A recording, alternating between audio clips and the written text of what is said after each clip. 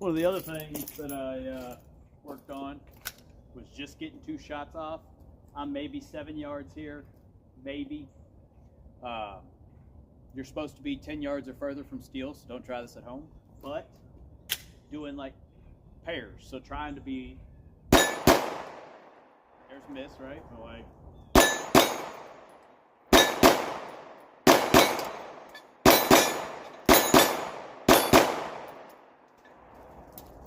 so it's like there are things you can do to try to progress.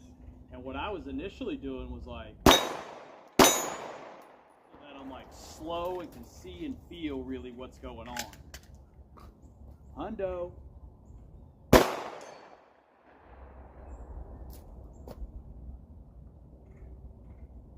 This gun might be sick, bro.